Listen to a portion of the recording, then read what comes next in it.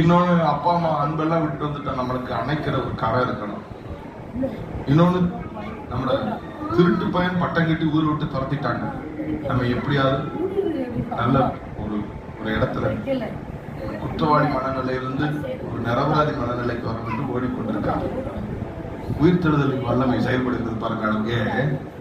அவனுக்கு ஏதோ பிழைக்கணும்னு போய் படுத்திருக்கிறவன் அவன் ஆண்டவர் சொல்றாங்க, நீ படுத்திருக்கிற இந்த தேசத்தை உனக்கு தருவேன். ஆண்டவர் வாடகைக்கு வீடு கொடுக்க மாட்டாங்க திருட்டு பையன் சொல்லி அப்படின்னு சொல்லி யோசிச்சுட்டு இருக்கேன்.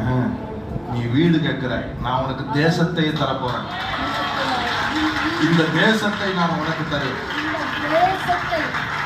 See that exceedingly great and mighty power. அதான் சொல்றேன், அவர் சாதாரணமா தூக்கல, அவர் தன்னுடைய பலத்த சத்துவத்தின் வல்லமையின்படியே உங்களை உயிர்த்தெழச் செய்கிற கர்த்தர்.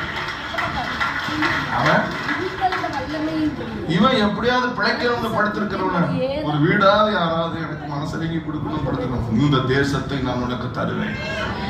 அவன் அடுத்து சொல்றான், எப்படியாவது நம்ம பேர் மாறிடணும், நம்ம பேர் அசிங்கமா போச்சு அப்படின்னு நினைச்சிட்டு இருக்காங்க. பேரு சிலதான் சொல்லுவாங்க, அசிங்கப்பட்டுட்டேன், இனி எப்படி தலை வர முடியும், இவன் பேர் அசிங்கப்பட்டுட்டு அவன் பேருக்கு ஏத்தா போல அவன் எத்தனை தான்.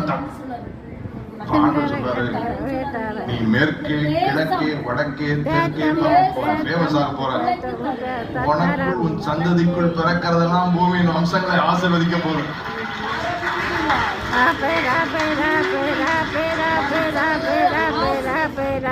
நான் திரும்ப காப்பாற்றி